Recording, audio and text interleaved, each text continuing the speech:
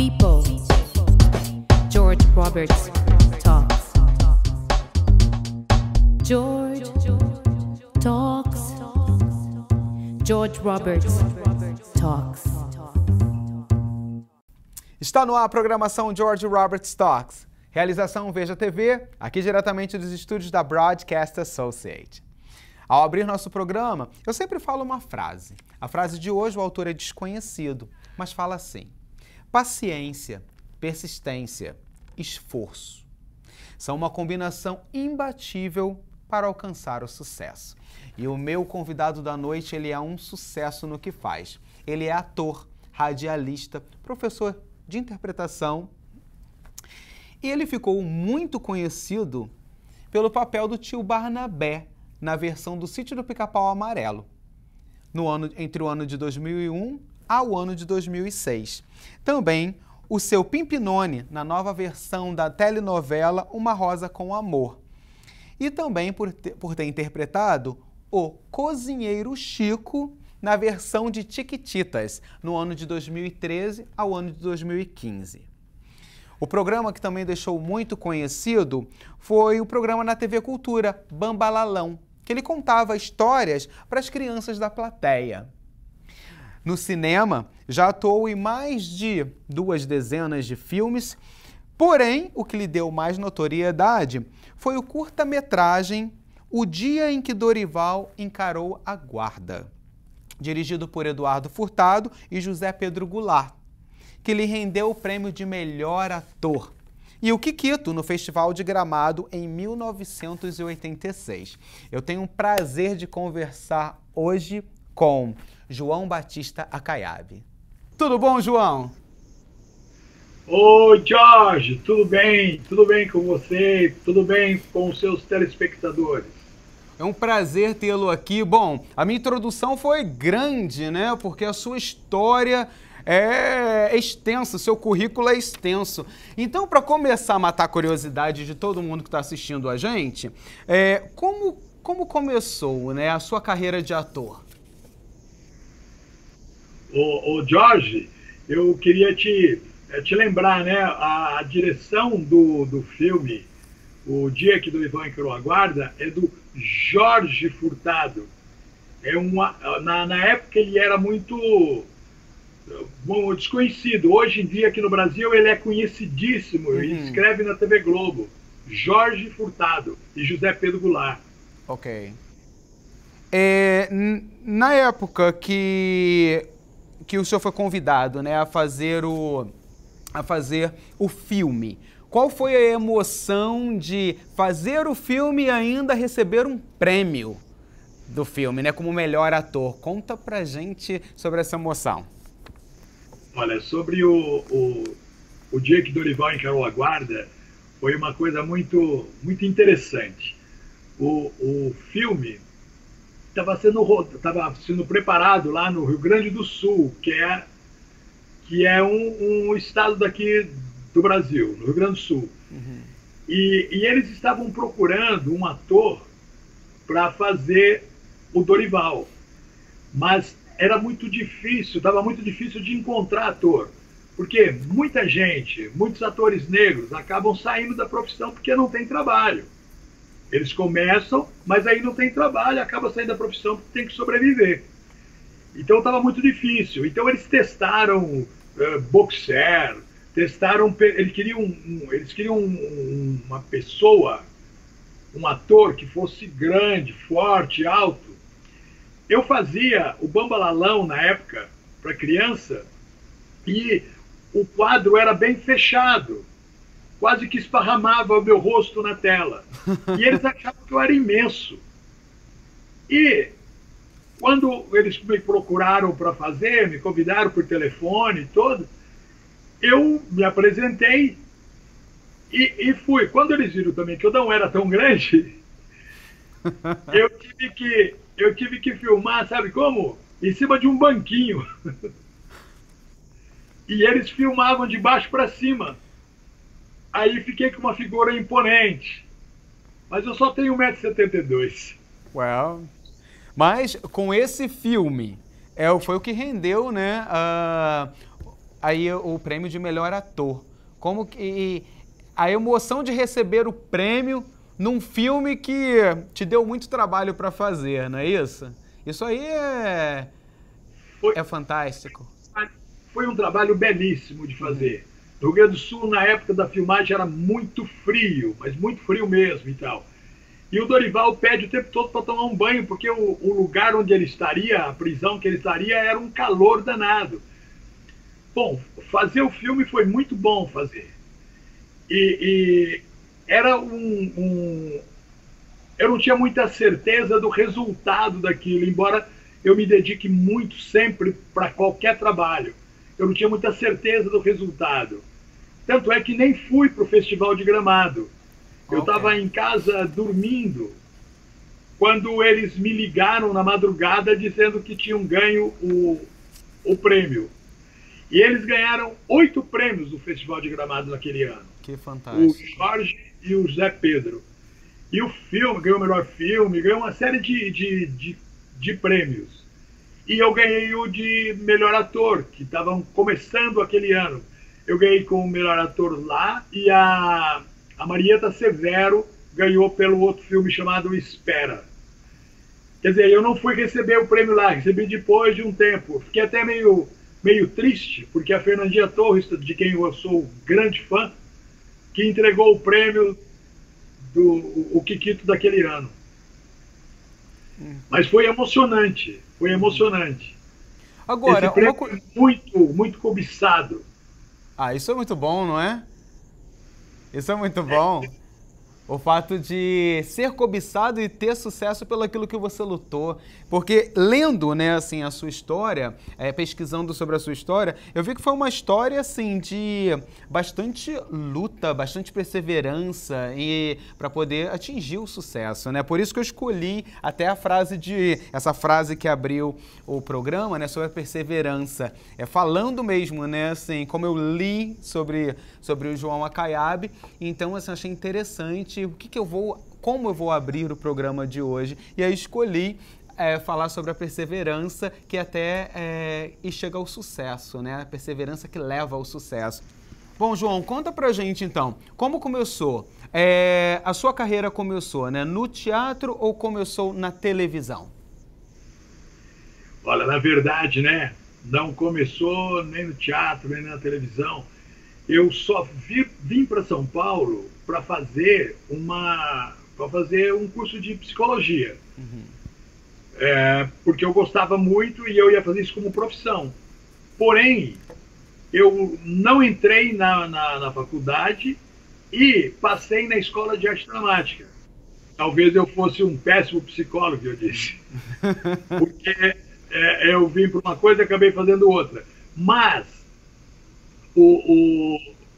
no interior, na cidade do interior onde eu nasci, eu só via teatro as companhias de circo que visitavam a cidade.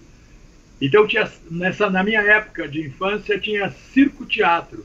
Era um período uma parte do espetáculo era de picadeiro e outra parte era de encenação, era de drama.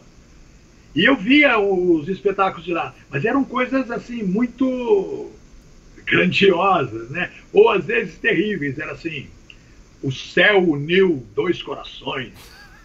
Era Sansão e Dalila. Era maconha, o veneno verde. Eram coisas, e eles faziam, né, um estardalhaço em cima dos espetáculos. Mas eu via todos os espetáculos, porque eu carregava as tabuletas que usavam para divulgação para chegar no espetáculo e entrar de graça. Porque a minha família era muito pobre, não tinha dinheiro. E a minha mãe e meu pai me vigiavam muito porque tinham medo que eu fugisse com o pessoal do circo. Mas, enfim, né, fiquei lá bastante tempo, me despertou esse gosto pelo teatro. Mas quando vim para São Paulo não sabia absolutamente nada. então fui procurar a Escola de Arte Dramática, a qual eu cursei durante 3 anos e acabei me formando. E aí fui fazendo os trabalhos. Então foi da Escola de Arte Dramática que começou a sua carreira, né? Então, assim, as Isso. suas primeiras oportunidades começaram dali. A minha formação é de teatro, né? Depois que eu fui fazer televisão. Agora, você falou da sua faculdade de psicologia, você falou, talvez eu deva ter sido um péssimo psicólogo, ou seria, mas todo professor, e você também dá aula de interpretação, todo professor é um pouco psicólogo, não é? Na verdade, tem que ser isso, né? Para você poder ir captando as coisas que você precisa para ensinar, na verdade. E eu gosto muito, né, do ser humano, eu gosto muito de gente. Então a psicologia ficou até meio que intuitiva nesse sentido. Mas eu digo, eu não estudei psicologia, né? Fico cheio de inveja de você, viu, George? Ah, não fique, porque na verdade o meu foi, né, psicologia da educação. Eu fiz a Universidade de Letras, né, e quando cheguei aqui nos Estados Unidos eu fiz a psicologia educativa, né, que é necessário para quem leciona em escolas, né, e ajuda muito também, ajuda muito, é muito bom, é muito gostoso. Né, eu gosto muito também dessa, lidar com pessoas, né, saber um pouco mais do outro, né, eu gosto muito disso. É isso que me interessa muito. E saber mais da vida do meu entrevistado de hoje é o meu foco da noite, né? Porque tem muita gente curiosa. Qual o personagem que te marcou no período assim da sua carreira, né? Com tantas novelas, tantos filmes, peças teatrais, qual foi o personagem que mais te marcou, né? Que você tem aquela marcou o João Acaiabe e aquele personagem, criou aquela, como eu posso dizer, que se criou aquela, a palavra me fugiu.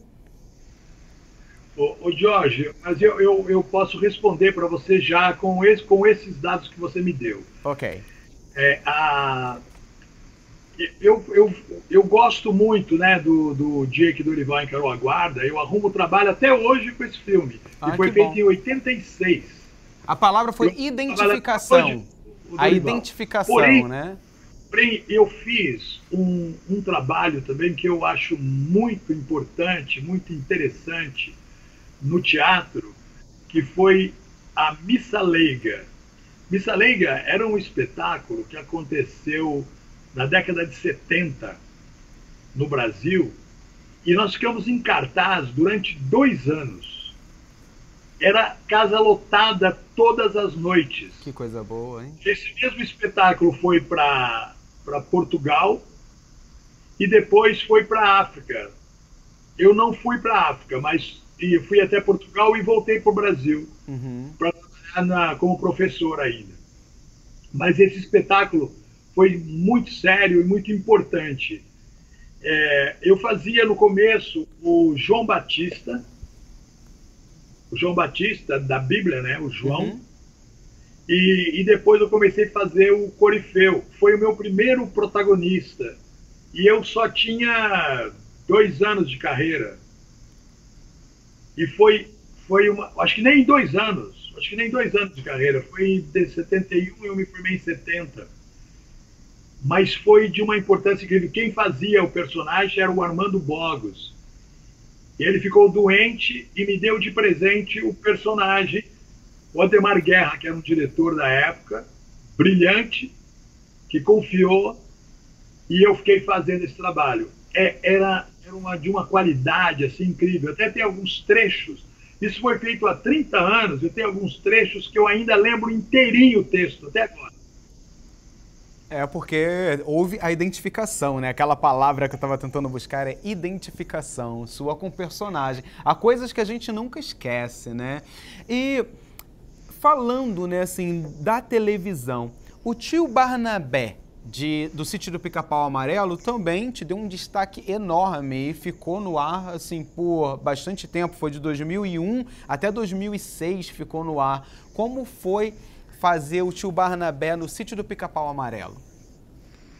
Então, o tio Barnabé foi também uma coisa muito interessante para a minha decisão para esse personagem, né? Normalmente, né, para os atores negros tem muito poucos personagens E naquela altura, muito menos ainda.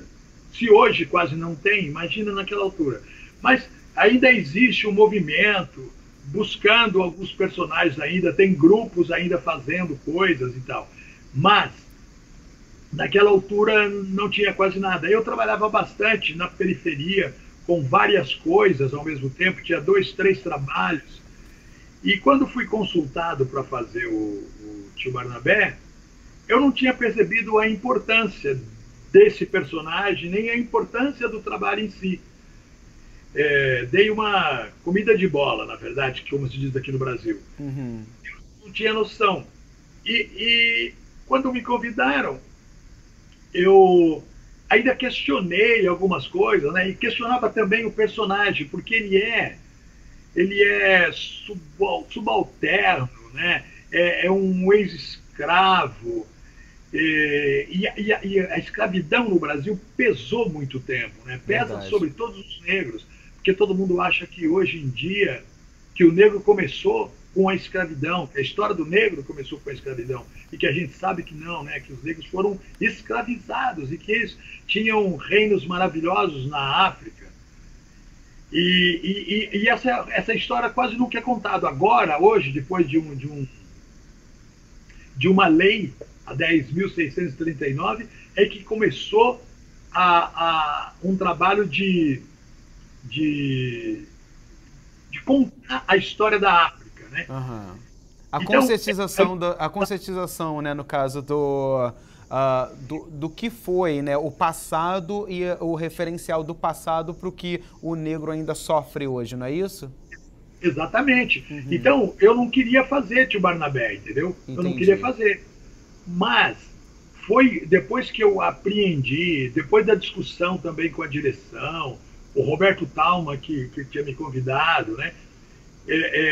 De construção desse personagem, até do encontro com a Du Moraes, que é a sua madrinha, que as coisas foram ficando muito, muito interessantes. E o personagem é de uma grandeza incrível. Eu posso hoje contar histórias usando como a imagem do Tio Barnabé e corrigindo coisas, né? O Monteiro Lobato viveu numa época que ele tinha escravos, né? E isso, quando ele comenta, a coisa é muito, muito localizada. Uhum. Então, por exemplo, quando eu conto a história do Saci, eu evito dizer que o Saci era um negrinho de uma perna só, preto que nem carvão, que aparece no livro escrito dessa forma. Uhum. Eu não uso, porque eu não quero que as crianças tenham essa concepção. Entendo. Então, isso foi feito naquela época, naquele momento. E dá para fazer uma releitura hoje em dia.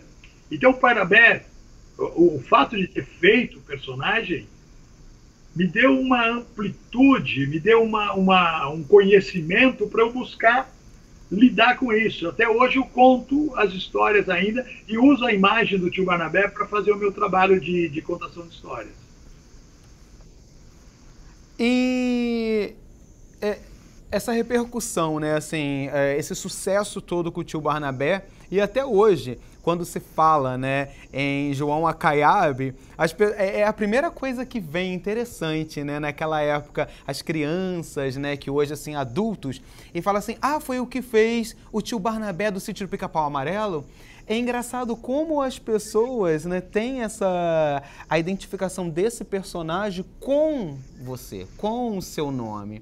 Eu acho que é porque foi um trabalho muito bonito, muito bem feito, né, e que conta realmente, assim, história para crianças e de uma realidade que o nosso Brasil sofreu e ainda sofre até hoje, mas que tem muita coisa que é colocado de lado, né, e penso eu que ainda dessa forma, mas é passado para a criança de uma forma muito bonita, né? E as pessoas, e fica isso, né? Nós que fomos crianças, né, lá atrás, a gente cresce com aquela cultura, né? Assim, o Sítio do Pica-Pau Amarelo. Olha como é marcante, né? É um profissional fazer um personagem desse e marcar o público infantil, como também marcou a minha infância.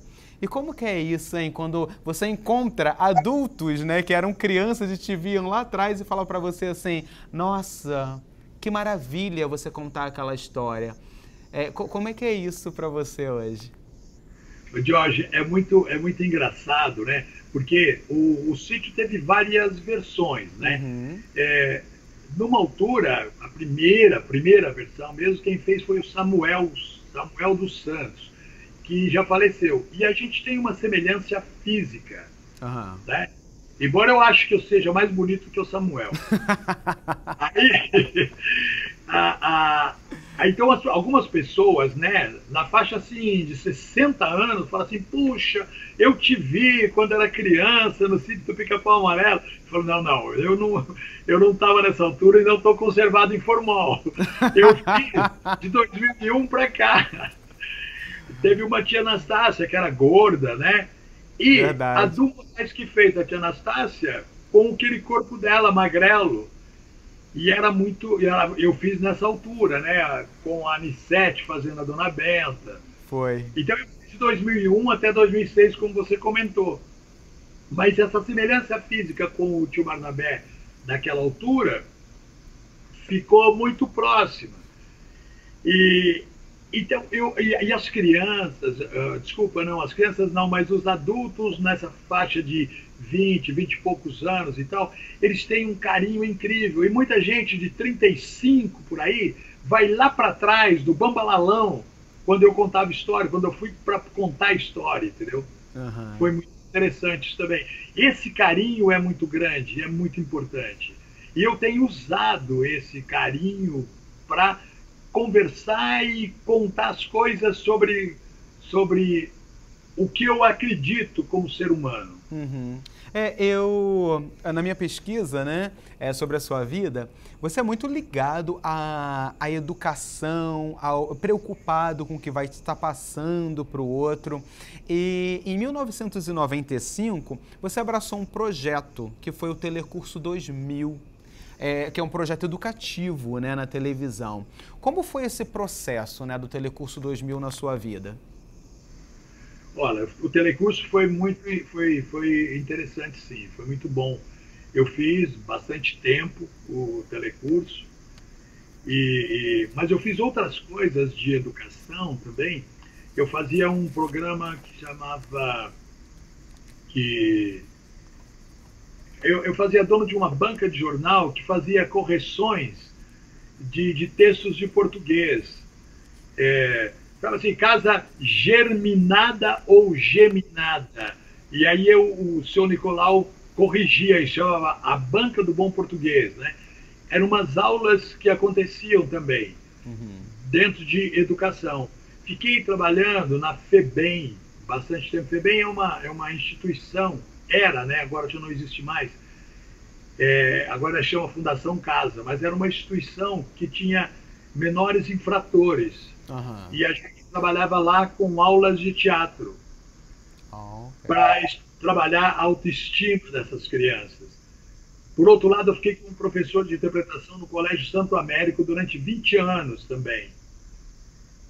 E além dessas coisas todas, eu faço hoje até um trabalho de contação de histórias para estímulo à leitura.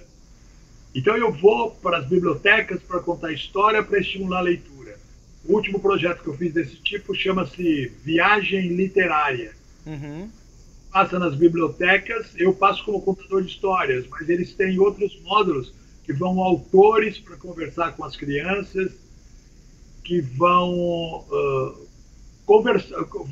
São vários módulos desenvolvidos dessa maneira. Entendo.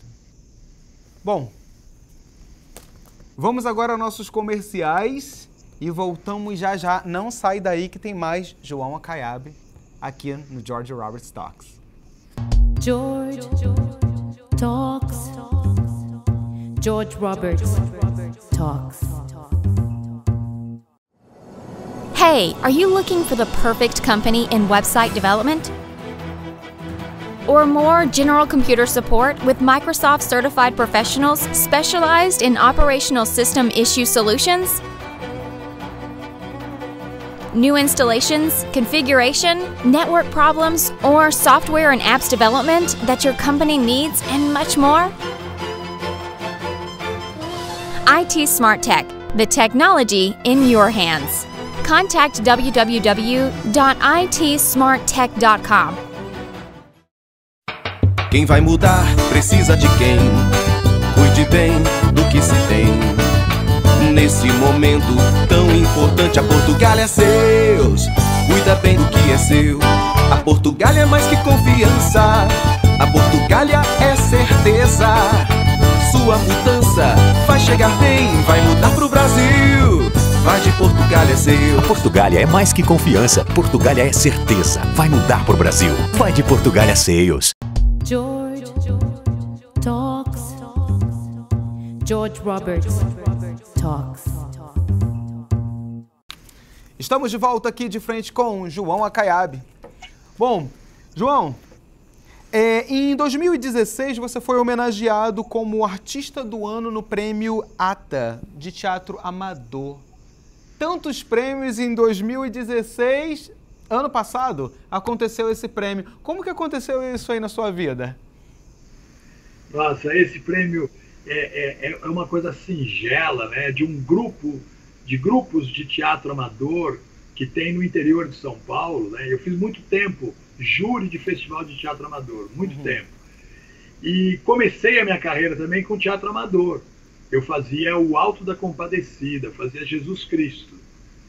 E esse trabalho, de repente, esse prêmio, né, aconteceu na minha cidade, no interior de São Paulo, Pinhal, Prêmio ATA, é da Associação de Teatro Amador. E é muito importante isso, né, porque aquelas crianças que estão começando a fazer teatro, de repente escolhem alguém para homenagear, e aí eu tive a oportunidade de fazer várias coisas, de falar poemas, de estimular, de contar coisas para essas crianças, enfim, né, de participar disso depois de bastante tempo. Eu comecei com teatro amador em 1963, 64, e acabei depois sendo homenageado em 2016. Foi importante. Pessoas que estão acompanhando aí a sua trajetória e principalmente, né, assim, você vem de Pinhal, então assim, eles escolheram muito bem, né, Espírito Santo do Pinhal, escolheram muito bem uma pessoa para poder homenagear. Nada melhor do que homenagear uma pessoa que veio, né, de lá e com muito sucesso. Mostra, assim, que a sua trajetória para vencer, para chegar ao sucesso, é preciso muita luta, não é isso, João? O que você diria hoje, né, para os novos atores, esses atores que acompanharam a sua carreira, sonham com uma carreira brilhante como ator, ou como locutor também, que você tem muita experiência como locutor, mas na televisão, no teatro, né, no cinema, o que você diria para esses jovens atores de hoje? Jorge, eu sei que você está caminhando, né, para o final e, na verdade, eu gostaria de fazer uma lembrança, né, de um espetáculo, dois espetáculos, um espetáculo e um filme que eu fiz, que eu acho de extrema importância. O Jesus Homem, que eu fiz do Plínio Marcos, que foi numa altura que não tinha personagens para atores negros, né, e o Plínio Marcos, a gente fazia parte de um grupo chamado Bando. O Bando reunia as pessoas que estavam à margem do teatro há muito tempo, não conseguiam trabalho e tal. Então juntou esse pessoal, a gente fez primeiro a Barrela, depois fizemos o Jesus Homem. E no Jesus Homem eu fazia o Jesus, e eu já tinha essa barriga.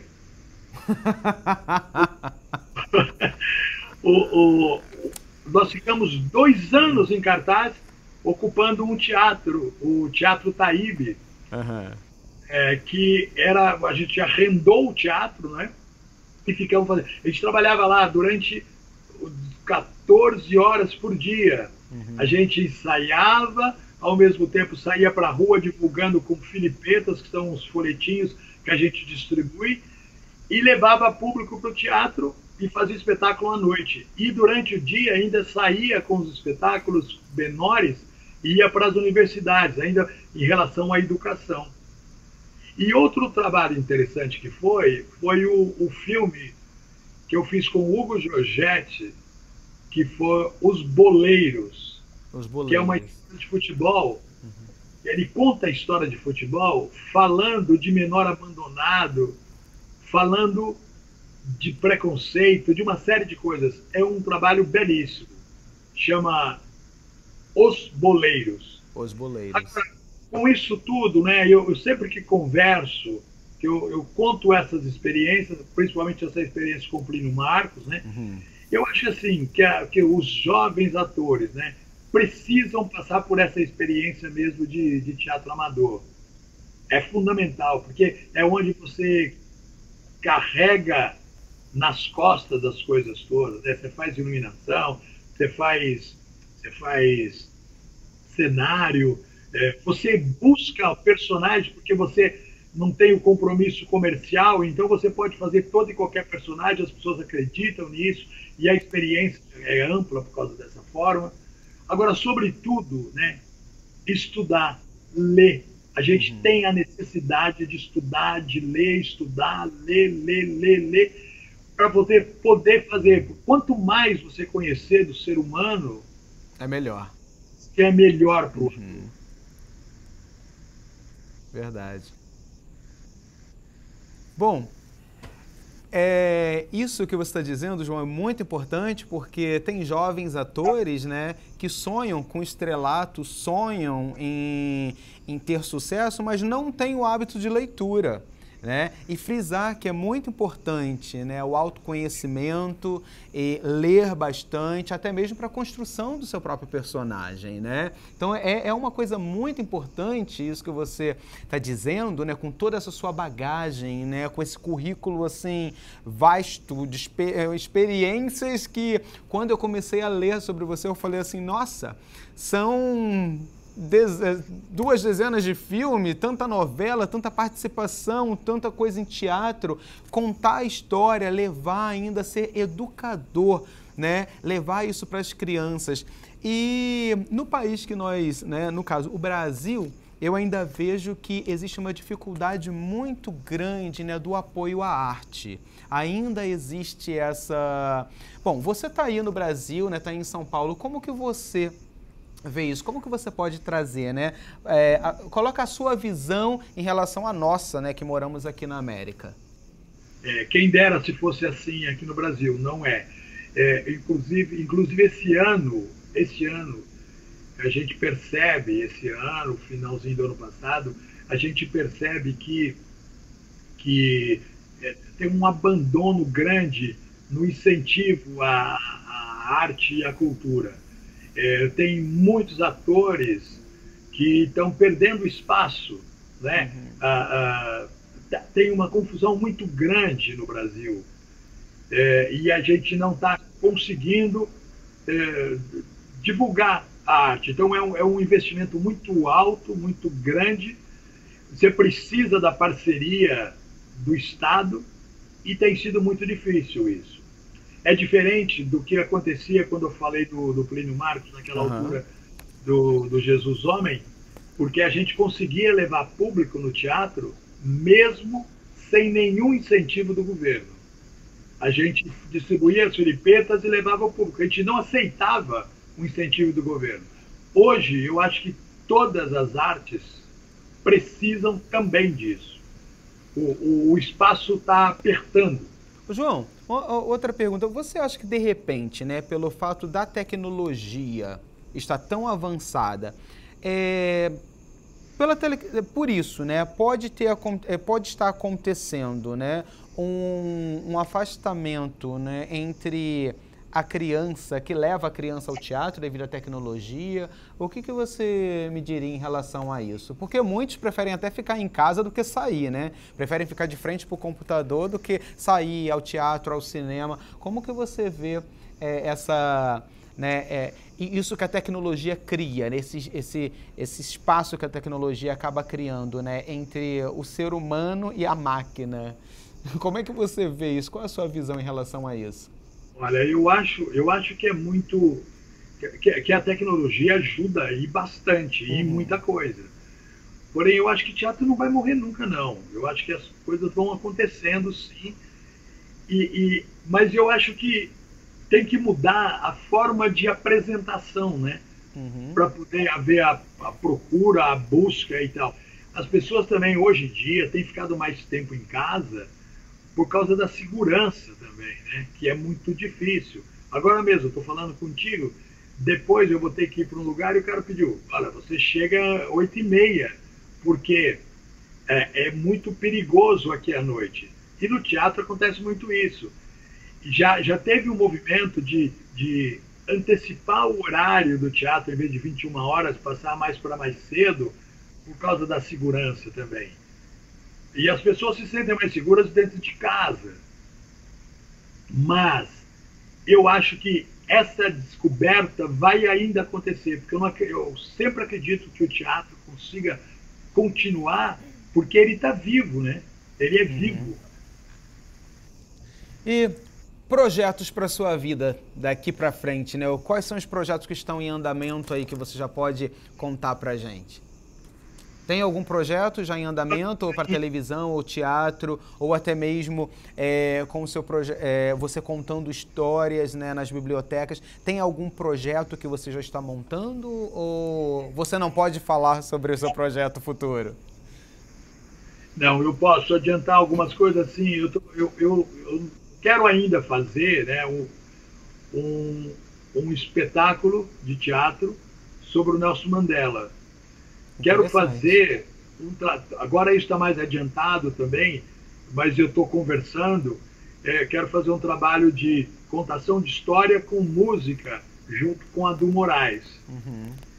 Quero fazer o Abdias Nascimento, que foi um ator daqui, muito importante, do Teatro Experimental do Negro, queria contar a história dele.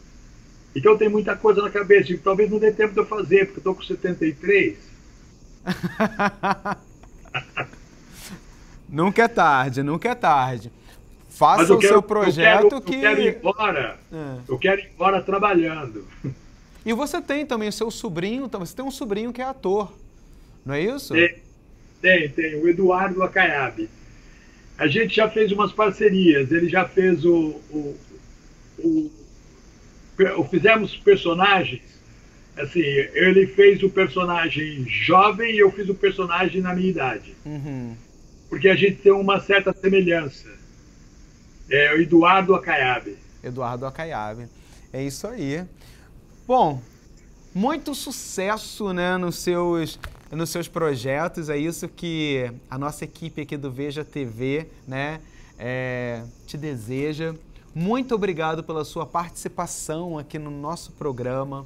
Esse programa, como eu falo, nosso, né? Porque é tanta gente assistindo, é tanta gente dando apoio, que é isso, né? O programa não é meu, o programa é nosso. Esse programa foi criado para isso, né? Para falar sobre pessoas que lutaram, estão lutando e são o maior sucesso, né? São pessoas que fazem sucesso. Por que fazem sucesso? Porque amam aquilo que fazem, né? Então, João, muito sucesso, muito obrigado, parabéns, a sua história é linda, foi maravilhoso conversar contigo. Se eu pudesse, né, a gente conversaria mais e mais, mas nós temos o nosso tempo e eu sei que você tem muita coisa para passar, muita história para passar, muita coisa legal para contar.